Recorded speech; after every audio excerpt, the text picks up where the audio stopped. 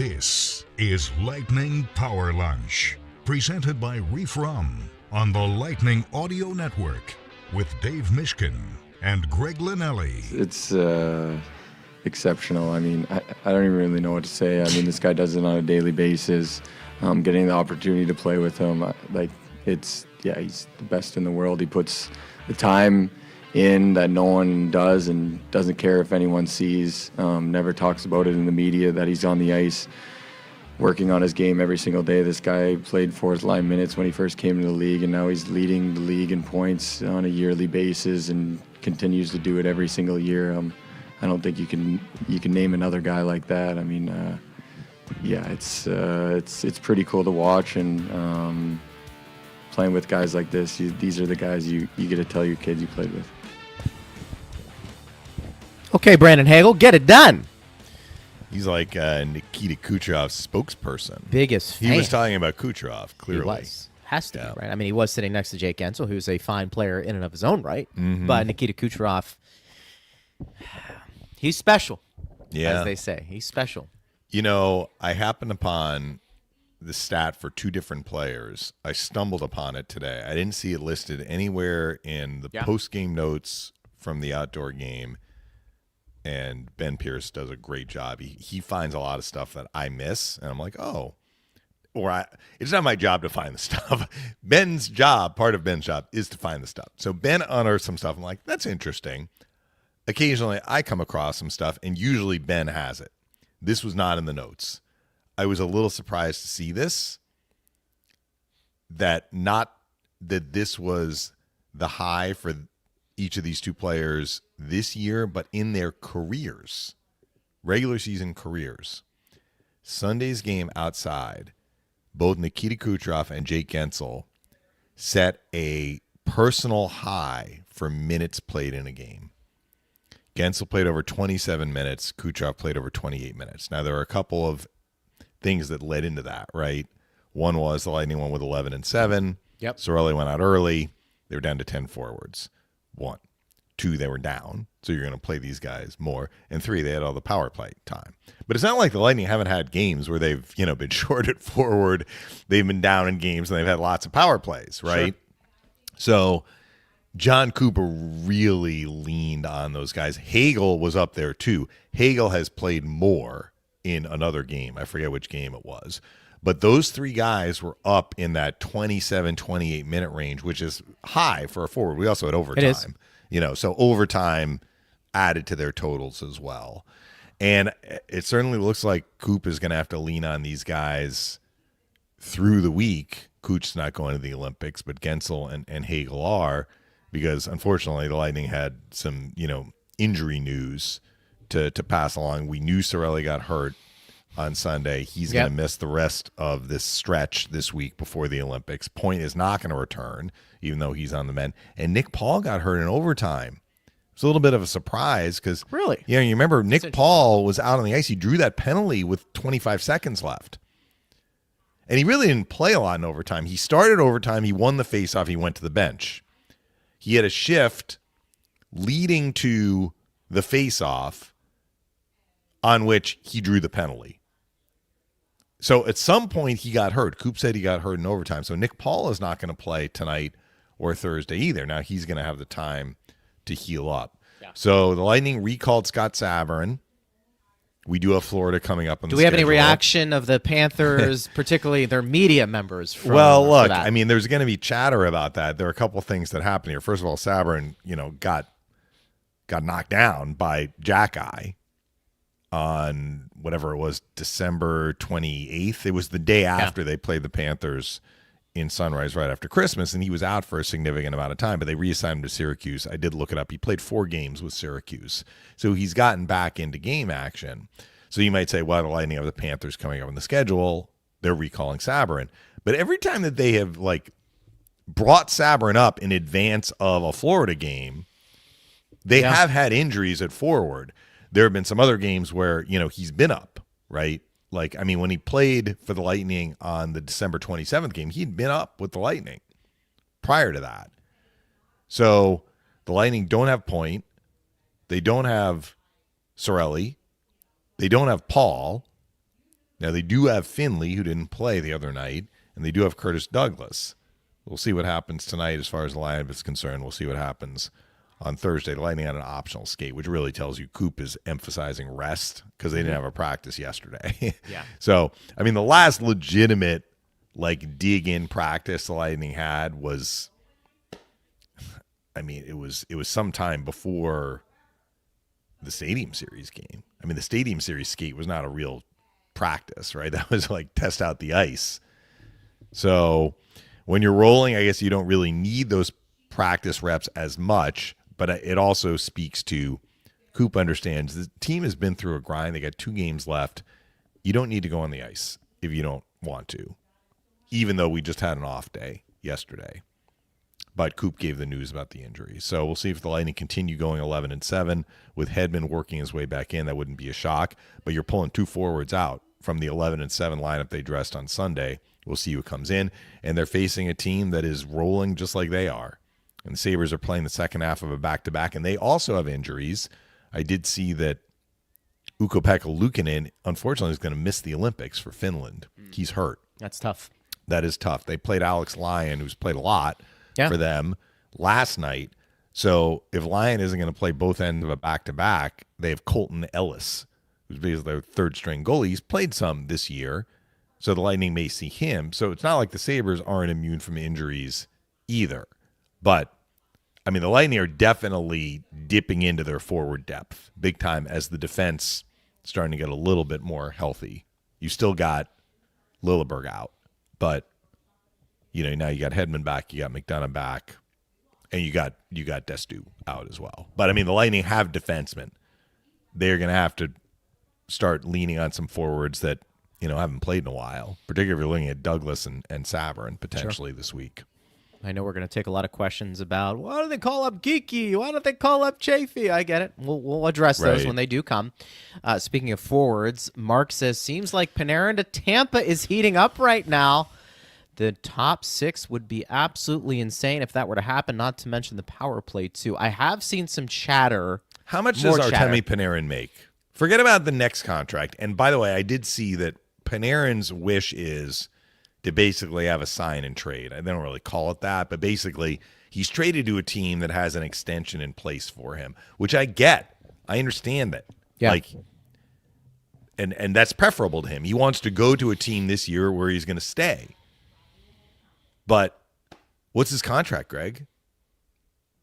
I mean, I think he was making here. I think he was making 11 mil this Steve. year. 11.6. All right, explain to me how the Lightning are going to fit this guy under the cap this year.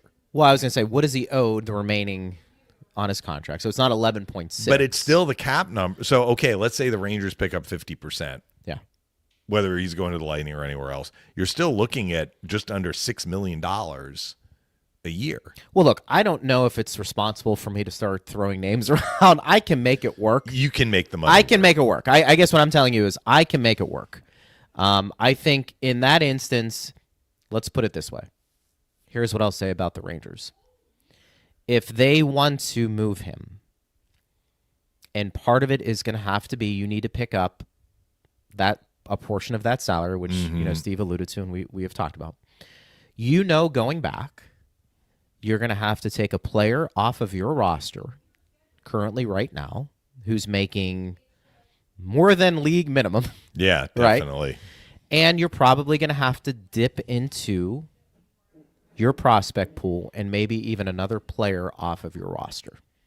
So for Panarin to happen, if you want it to be in Tampa, which, by the way, I have said I would make that deal. I'm all for it. I think more scoring is better. He's an elite player. Understand it always doesn't work out, but that's where my mind is. Anyways, if that happens, you're probably talking about 2 players off the Lightning's roster right now and a minor leaguer. That to me, that would be a reasonable ask, especially if you're asking the Rangers to pick up 50% of his salary. Right. And I didn't mean to be a wet blanket on it. I mean, adding Artemi Panarin would be incredible to the roster. Yeah. We talked about that big shot that's a righty. He can play the left circle on the power play. I just have a hard time wrapping my head around making the money work and from what I did read, it sounds like it wouldn't have to just be for this year. You have to make the money work moving forward as well. Sure. And look, those who you give up probably plays a role into that, and maybe more importantly, who you can't sign if they're up for a new contract may play into that. But right. I think we'll handle that. We're going to find out pretty quickly. But I do know roster there's chatter. freeze. The roster freeze is going to go into effect soon. I'm not quite sure if it's actually before the season pauses. But nothing's happening during the Olympics. We come back from the Olympics tomorrow at 3 p.m. Thank you, Steve. So after 3 p.m. tomorrow, no trades. Whenever the freeze is lifted, I'm not sure if it's actually after the Olympics end or maybe because teams are going to start practicing before the Olympics end. Sure. February 22nd. So 3 days before, I think the Lightning resume play on the 25th of February. So, I mean, you're looking at basically 2 weeks, right? Isn't that what we're looking at before the trade deadline? Yeah. It's going to come quickly. We'll see. Where have you seen that this stuff has started to heat up and is getting teeth? So our audience that I can see here, they're creating some chatter. I've seen a couple of things on X today. I think I told you The Athletic had Panarin. Well, they just had a list, right? And they, are you hearing from an insider Panarin to Lightning heating up, which is what? So I immediately went to Elliot Friedman's X account, and I didn't. Yeah. No, I didn't listen to any 32 Thoughts, his podcast. So I think our audience, if they do listen, certainly they can let us know, and they will know. So he said, okay. So the Bolts podcast says, keep hearing Panarin's name come up linked to the Lightning. Even Elliot Friedman confirmed it on his 32 Thoughts podcast. I don't know what that means. Confirmed it, that he knows the Lightning have inquired. Yeah. I think that, and I wouldn't be surprised if they did. I mean, to me, if there's you're a difference shocked, between kicking the tires and actually getting into the nitty gritty of this thing might actually. But if happen. you're kicking the tires, there's some interest. I mean, why do it if you're not interested? And I will just caution those who, I don't want to say come up with an excuse as to why the Lightning can't make moves like this. I understand there's some things they need to do to get there, but I think we've just seen Julian over the years. He's willing to be creative and give up something if he wants players, and I think we've seen multiple examples of that. I think it's exciting that he's inquired. Do I think Panarin would want to come to Tampa with the Russian connection and playing in the state of Florida and winning championships potentially? I mean, look, we make such a big deal about why the Lightning are one of the best organizations in all of sports. Why wouldn't you want to have a chance to come here and compete? This is a destination for a lot of people who would like to win a championship. And when they see what Kucherov and Vasilevsky are doing and John Cooper playing for that coach, yeah, it's okay to come out and say, yeah, that makes some sense. This is what, Colorado and Detroit were all those years ago. Yeah. What Pittsburgh and Washington might have been for some Chicago. Like, people want to come here, and that's a good thing. And some of the benefits of that are, maybe an all-star player has you on a list of 5 teams. And I think if you're Julian, you say, okay, you want to play here. What's that number going to look like for your camp if we're able to do a sign and trade? And, I'll worry about the assets if I know you want to come here. Right. Because if that's the case, we'll make it work. I'm a big believer in, if you want to be somewhere and you really want to be part of that organization, assuming it's not a lowball offer, you'll find a way to make it happen. So there are a couple of things at play, because I just looked up Panarin's not just the number, right, but his contract status. Yeah. So he has a full no move clause. So on the one hand, this is not an impossible situation for the Rangers, because as we've talked about, it really is going to be kind of a seller's market because there are so many teams in contention, right? So the Rangers may be able to field a bunch of offers or gauge interest from a bunch of teams that are looking to add at the deadline. That benefits them. But that's about the only thing that benefits them, because they know, first of all, Panarin is on an expiring contract and he has full control over where he goes. Right. So he is really in the driver's seat here. He has to approve any move. So it's not that it handcuffs the Rangers, because I think Panarin understands, like, he's probably going to be asking for a lot. He's asking, if he is in fact asking for the next contract, that does complicate things a little bit. It makes it harder on the team trying to move him, and he wants to be moved, right? I think he'd rather be with a contender down the stretch than not. But Panarin really has all of the control here, except for the fact that the Rangers may have a bunch of teams to like present to him, right? And we'll see. It gets tricky, right? Heck yeah. These no move clauses, I mean, that's the most severe, but that just means they couldn't like send him to the minors, right? But a no trade is included in that. These no trade clauses do complicate matters when you're talking about a marquee player. The other part of the equation is Panarin's 34. Sure. So whatever this next contract is, I mean, he's made very good money, certainly. He's finishing up an $11.6 million contract this year. But you're probably looking at short-term big dollars for whatever this next contract is. Unless the team is going to be like, we're going to give you a 7-year extension, and we understand you're not going to finish it, but we'll just pay you. I mean, I'm not sure what the appetite is for that. But at 34, he's got a few years left of high earning potential. He does. And that's my spitball I mean, that's take. fair. Just looking at his age and, I don't know if he would command 11. I'm not even sure he'd command double digits for the Lightning. I think something like 4 or 5 years at $6 million. That's where I would say, hey, that's what you want.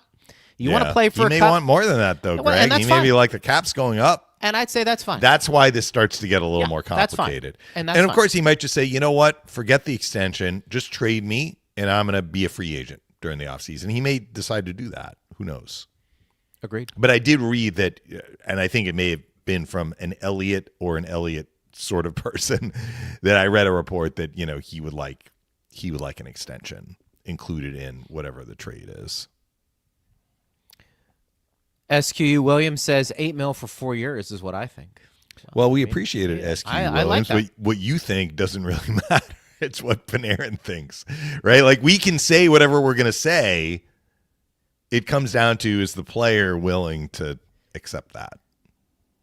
Chris says Vince Cogliano, am I pronouncing that correctly? Posted saying Panarin's preferred He covers the Rangers, I think.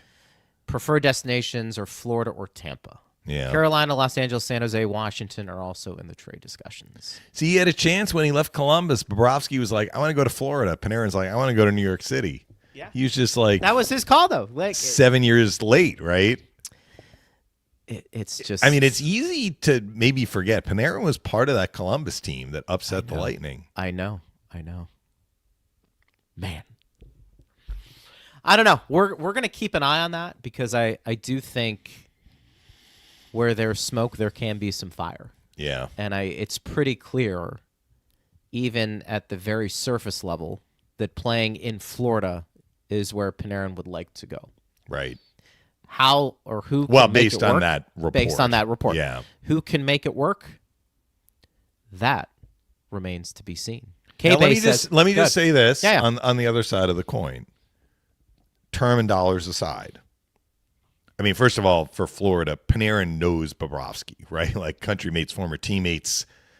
They're a good team. I mean, they're having a tough year in terms of their record right now, and they may miss the playoffs. But Panarin is looking at, where am I going to finish out my career? I mean, there's no question the Panthers are a top team, right? And they're going to get Barkov back at some point, maybe next year, maybe this year. Who knows? Panarin's thinking that. But Panarin also knows Kucherov and Vasilevsky very well and understands the sorts of pucks that would be coming his way off the stick of Kucherov. That would be very appealing, I would think, for a player of Panarin's ilk and pedigree. In addition to the fact that the Lightning are a very, very good team, right? Like, he'd be going to a team that has its eye on a deep playoff run and the cup.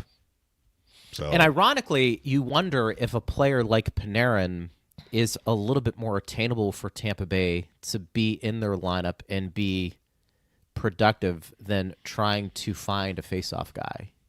mm-hmm. Where maybe you're having to reach a little bit in terms of the skill set of that player and where do they fit in on a regular basis in your top 12 or top 11. To me, that almost would be an interesting question. Yeah. Is Panarin and his skill set a little easier to slide in That's fair. rather than a face-off guy, which we know is hard. It's hard to find. And look, take this for what it's worth. The Lightning are 30th in the NHL in face-off percentage right now. Now, they had a pretty good game, actually, against Boston outside in the circle, which helped. Doing well on face-offs helps. Doing poorly on face-offs hurts. But how much does it help? How much does it hurt? A lot of it is contingent on what you're doing after the puck is dropped and you either won or lost the face-off. So clearly, being 30th in the NHL in face-off percentage has not substantially hurt the Lightning. They are 17-1-1 right now in their last 19 games. I think I have that right. I'm losing track because, it's been such a long streak. I think it's 17-1-1 in the last 19. The team that is dead last in face-off percentage, 32nd, the Buffalo Sabres, has poor face-off play adversely affected the Buffalo Sabres. Right. In the last 26 games, the answer is an emphatic no. The Sabres in their last 26 games are 21-4-1.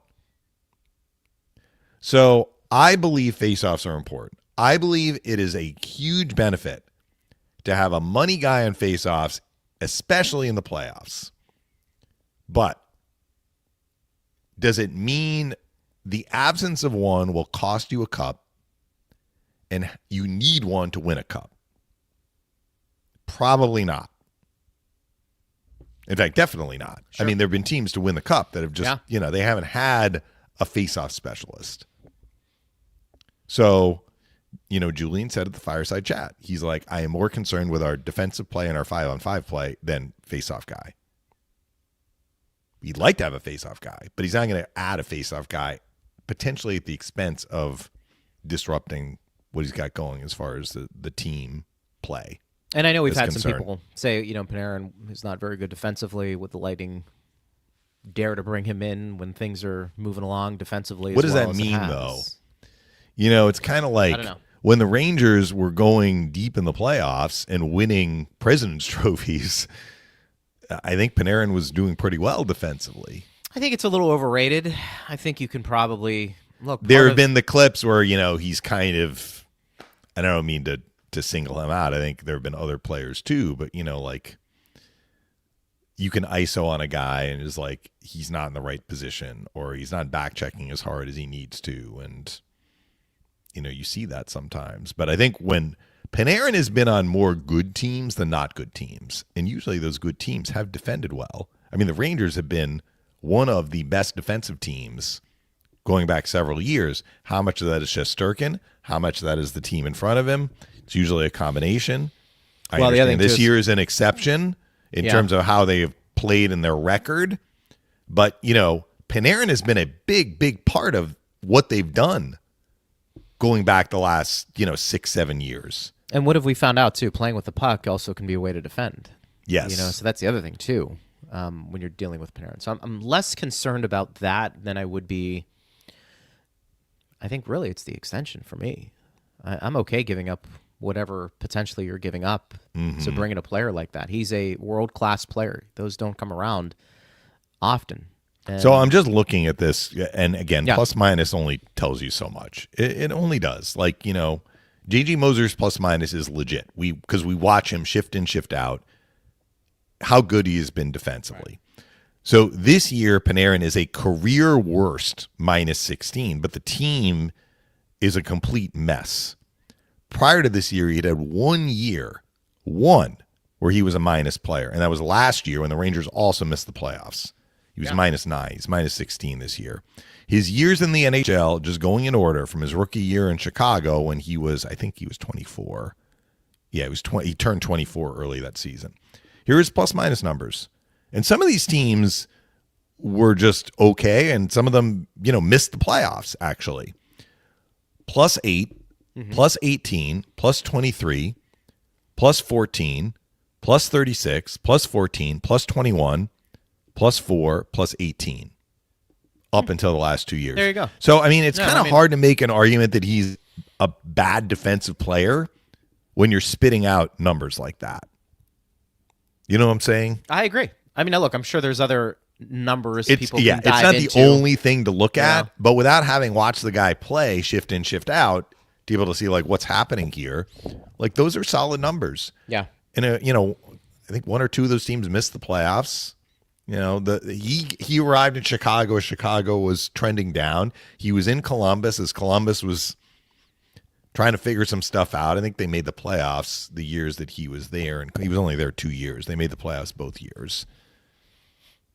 So the Rangers, I don't actually remember this, the year of the 2021 season, did the Rangers miss the playoffs? Either that or Panarin was injured because he didn't play in any playoff games that year.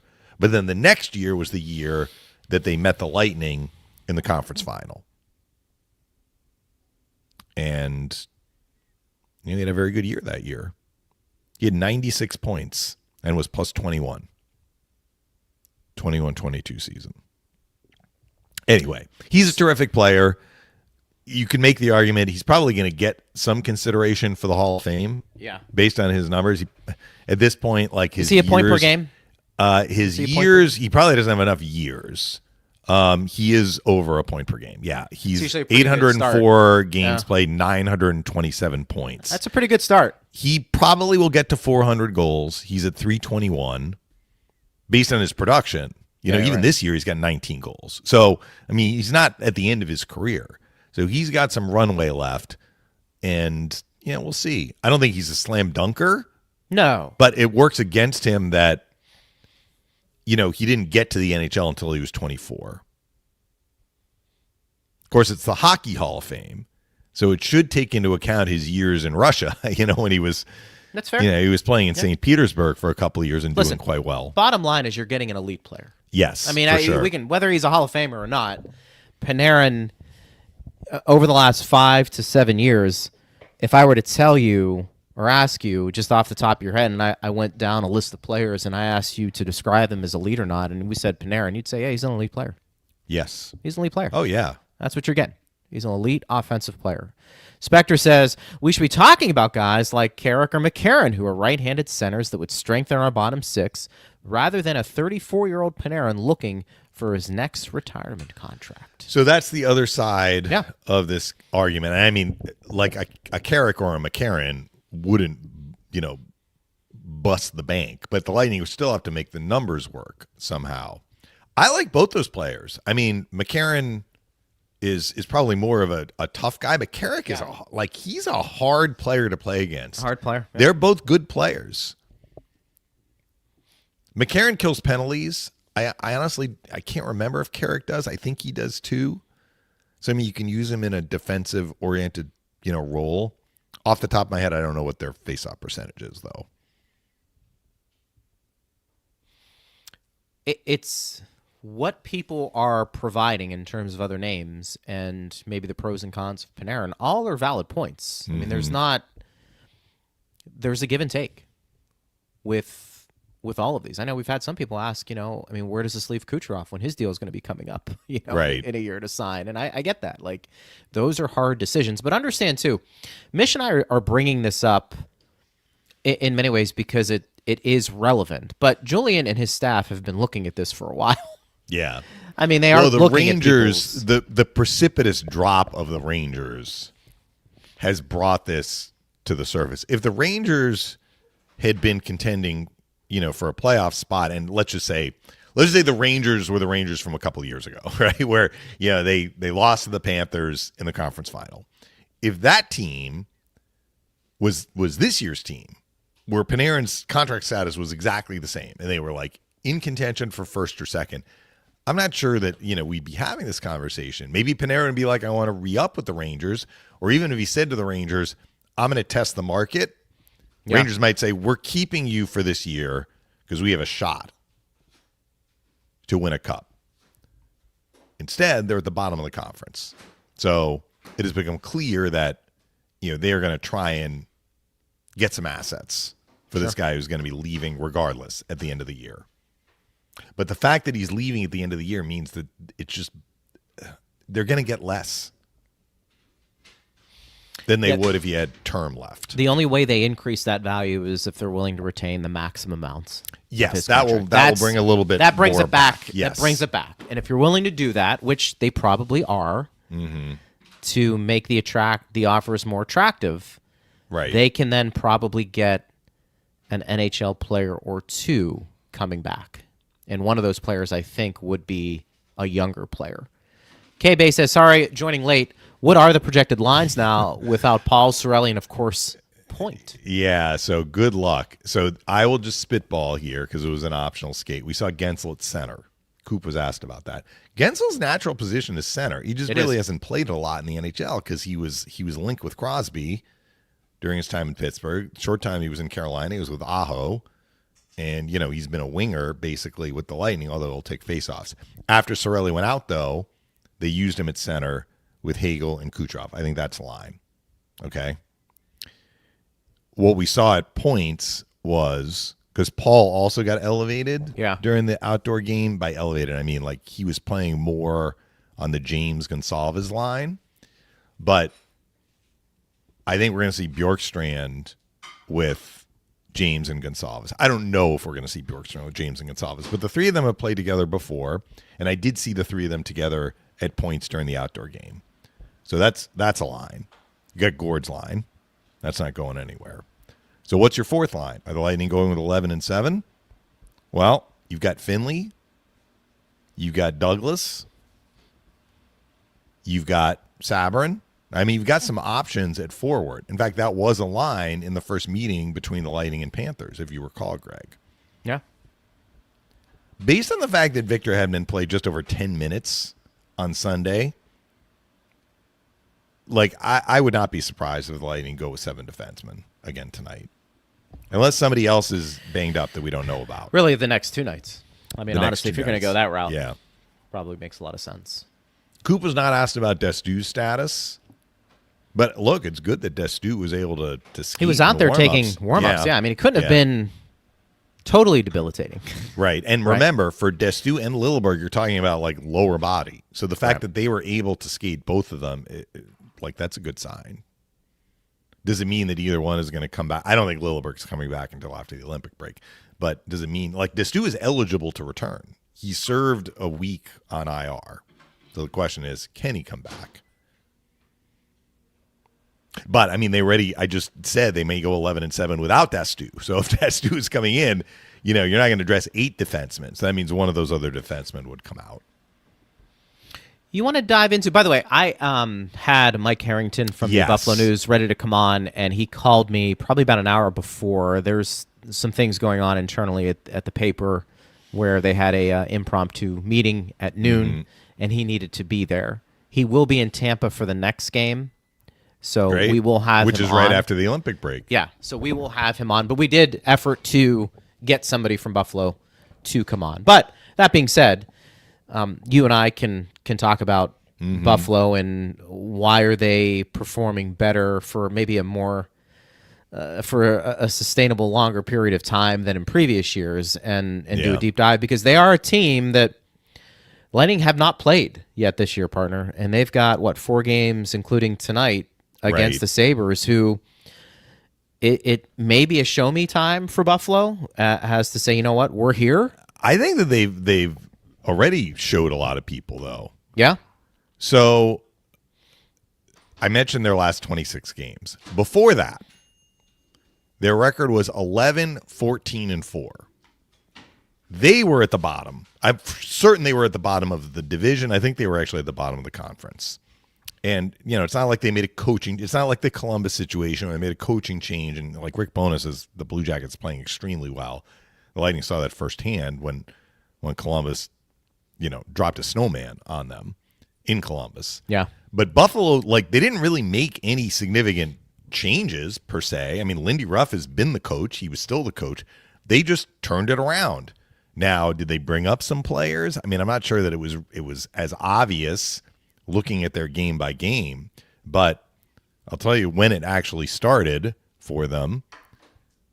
So I go to their game by game. So they lost. They were out west in Western Canada. They lost. It was a back-to-back, actually. They were at Calgary for the first half of the back-to-back, and they lost 7-4. That dropped them to 11-14-4. They go to Edmonton the next night.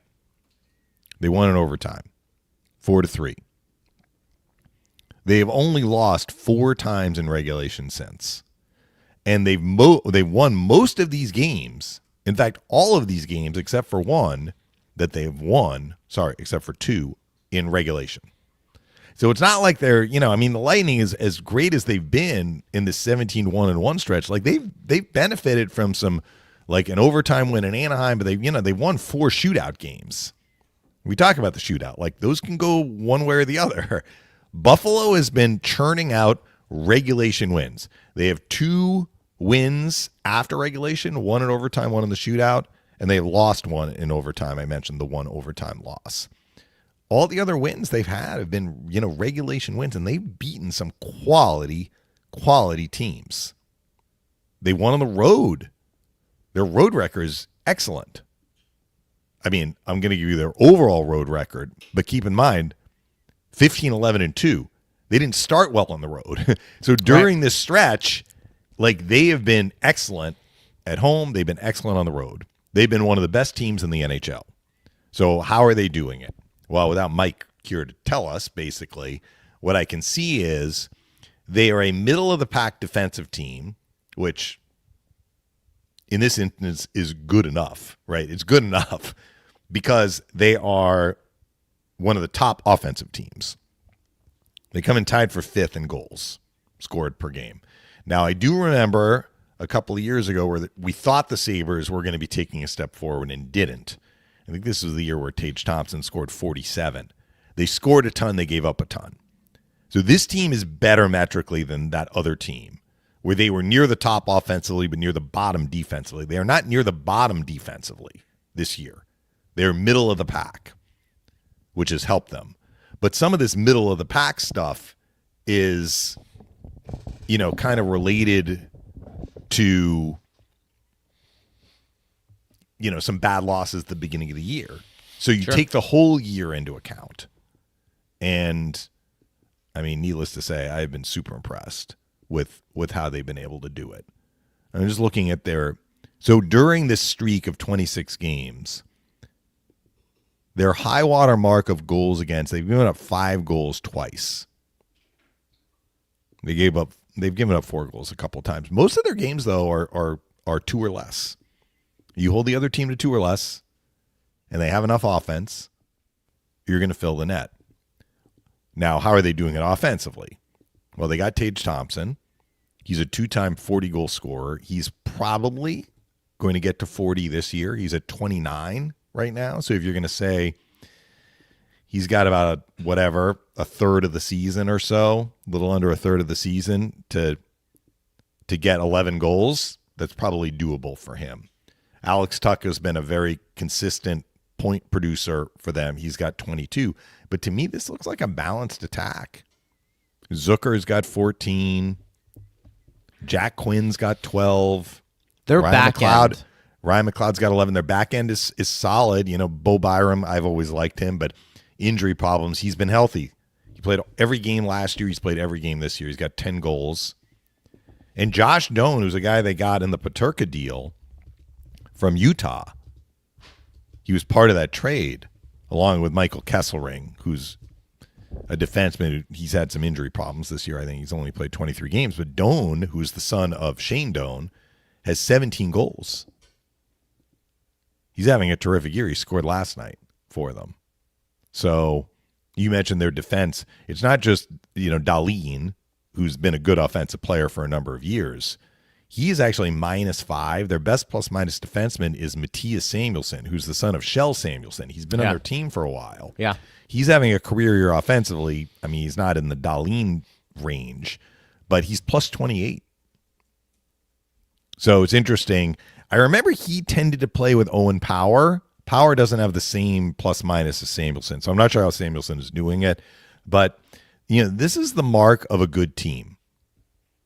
if it were me, I would be like, let's see if they can get that defensive ranking up to the top 10. But if you kind of remove the beginning part of the season, I think they probably have been a top 10 defensive team during their hot streak. So let's see if they can keep it going. And what they are doing, Greg, I don't know if they're going to finish first in the division, if they're going to finish third in the division, if they're going to finish in the wild card. They're definitely on pace to make the playoffs. They are one of these teams pushing the pace. It's making it very, very difficult on the teams below the cut line to gain ground. The Bostons, the Buffaloes, the Montreals, the Detroits, the Lightnings, these 5 teams in the Atlantic, they're just like points. It's just like the teams even that are doing okay behind them are having a hard time gaining ground. And if you're in the Atlantic, you have to catch one of those teams. Like a team like Columbus has a path. Columbus has played very well. Columbus has a path maybe to get into the top 3 in the Metro. If you're one of these bottom 3 teams in the Atlantic, Florida, Toronto, or Ottawa, you have to, if you're going to get in the playoffs, you have to get ahead of at least one of these 5 teams that have been rolling along. I mean, we talked about how great the Bruins have been since the calendar changed to 2026. Sabres have been playing at an incredible point pace going back much farther to basically the first week of December. They have 4 elite defensemen, relatively speaking, that I think you can lean on those guys if you get into the playoffs, especially. Mm-hmm. You know, and I meaning the Sabres can lean the on Sabres. them, like rely on them. Yes, Yeah. yes, for sure. And they're all playing at a pretty high level right now. SQ Williams says Buffalo is the team to watch after the Olympic break. They could easily make some moves and win the Atlantic. I mean, I guess anything is possible. I don't know if I would say that. I think they could easily make the playoffs. Yeah. Let's start there first. And a team like Buffalo,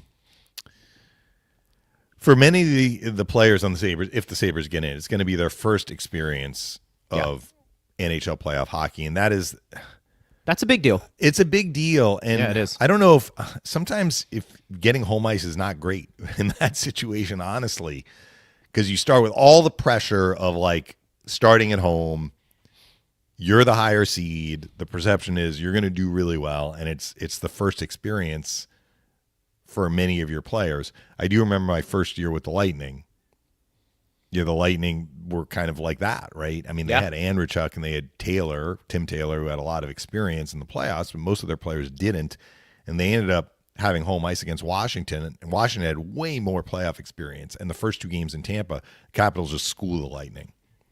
They won the first 2. The Lightning ended up rallying and winning the next 4, but that is hard to do, right? For sure.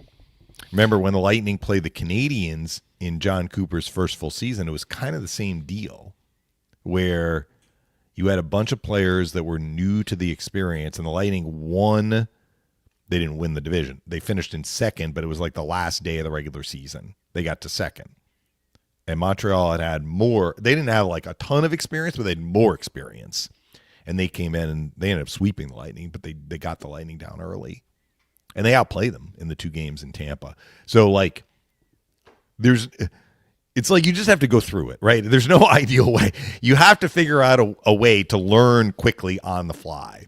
But sometimes I wonder if it's almost better if you get like a mulligan. If you lose that first one on the road, it's like, all right, we still have game 2 to try and get a split. If you lose the first one at home, the pressure amps up, right? We'll see. Sabres are on a 103-point pace, though. I read that in the notes, and that would get them in the playoffs. Mm-hmm. You're not going to miss the playoffs with 103 points.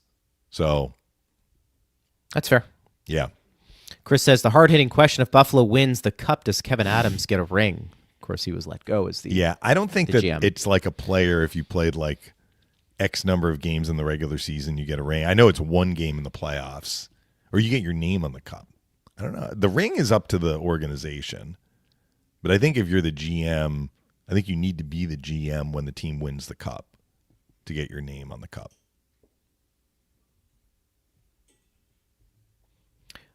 That is an interesting point. I think Buffalo will handle that decision if it gets to that point. They'll gladly, deal with it. Louis says the schedule makers did no favors to the Sabres against the Lightning. 3 of the 4 games against us are the second game of a back-to-back for them. Interesting. So, yes, but the Lightning are also playing this. I know the first game in Buffalo is the second half of a back-to-back for the Lightning. I think it's the second half of a back-to-back for both teams. The Lightning are coming from Toronto, but if I'm looking at their schedule correctly, I believe that the Panthers. I see they're playing at the Panthers. So the next time the teams meet, it's the same deal for Buffalo. At Panthers, at Lightning. That's the one at the end of February. The one in kind of early-ish March, where the Lightning have a road trip, I think it's Minnesota, Winnipeg, Toronto, Buffalo back-to-back. The Sabres also have a back-to-back, but they're home. So, yes, that is a little bit of a disadvantage for the Sabres as opposed to a normal home game, but they will have the advantage of not having traveled the night before. And look, we talked about the condensed schedule, right? So teams are going to have back-to-backs when we come out of the Olympic break.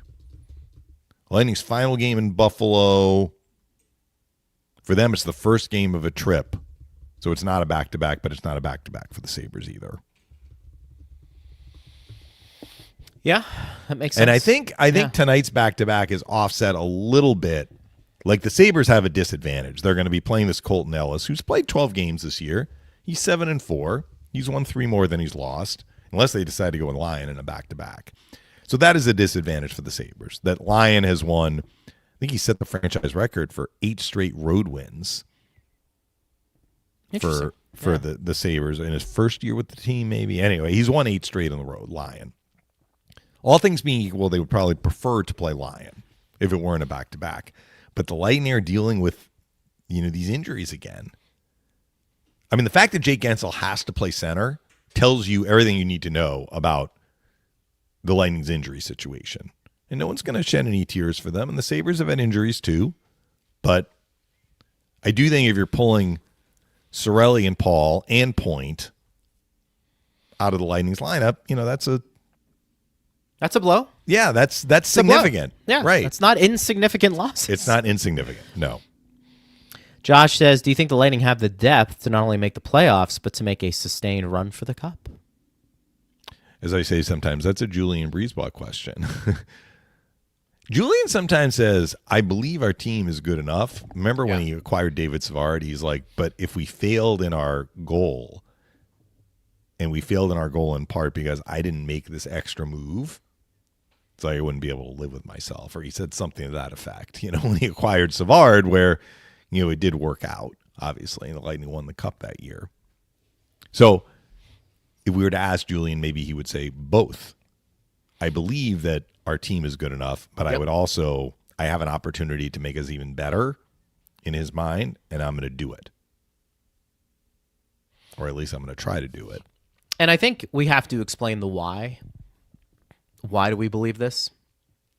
Well, for one, the team has showed great resiliency when it comes to adversity this year, and through that resiliency, they have found depth. Yes. And I'm not sure if we thought this depth would be as impactful. And with that depth has come with defending the way they have, whether that's playing with the puck or whether that's structurally just being better where they need to be.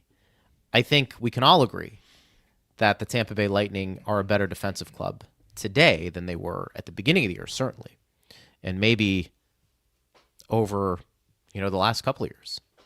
And they do have star power, and their goaltender is playing at an elite level. So those are all good combinations to consider yourself a playoff contender and a Stanley Cup contender. And it's okay to sit here and say that I think the Lightning view themselves as both. And they should. That's why Julian Breezeball has made the moves over the years that he has to get to these points where you can win now. So Steve just texted us, Team Canada making an injury change for the upcoming Olympics. Sam Bennett is going to replace Anthony Cirelli. Well, that is certainly tough news for Cirelli. That's a tough but one. The die was cast, and so we don't know if this injury is more significant than the duration of the Olympics. But it's significant enough that Canada was like, we cannot rely on Cirelli. This injury is going to affect him. It's going to keep him out. He won't be the same player, however you want to frame it. So you're pulling out a center, and it makes sense. Bennett would be next up. Bennett played in 4 Nations. So that's a logical change, but it's extremely bitter pill, I'm sure, for Cirelli to swallow. That is a tough one. Yeah.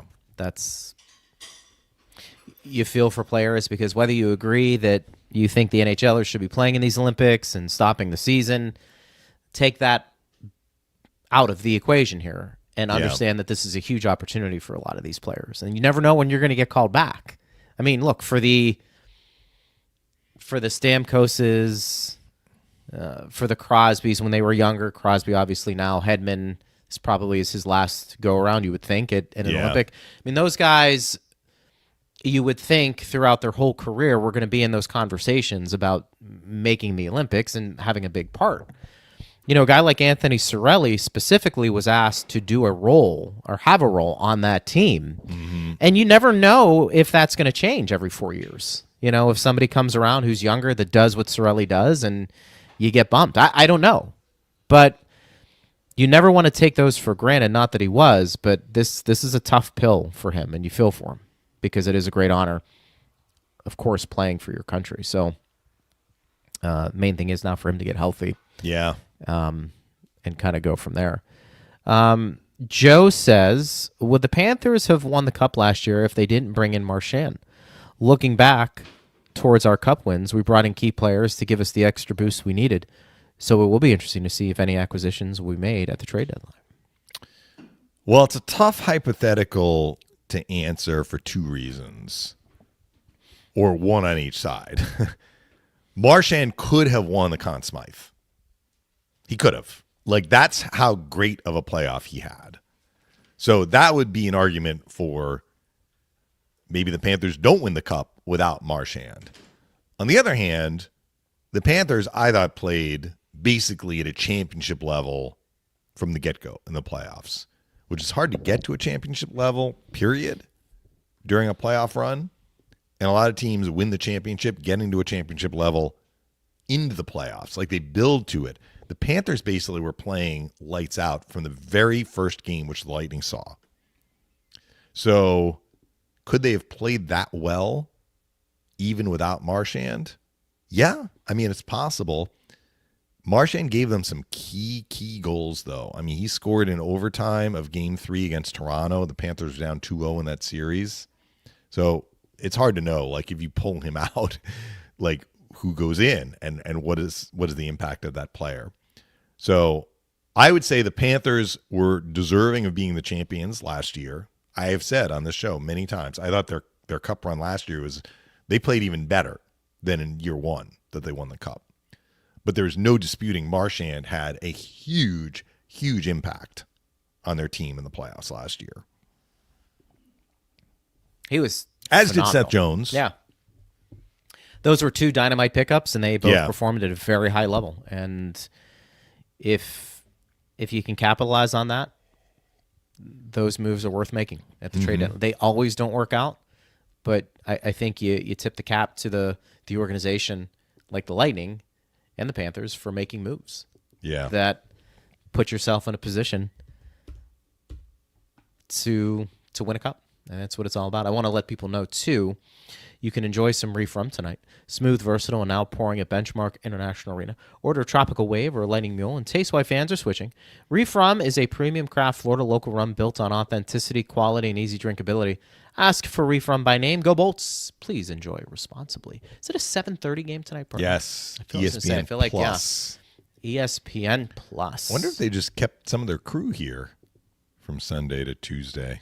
I love that. And Thursday's game is also national. Is that ESPN or TNT? I'm not sure. But I know both these home games are 7:30. And then the first game out of the Olympics is also 7:30. ESPN Plus this week for both. Come on. Okay.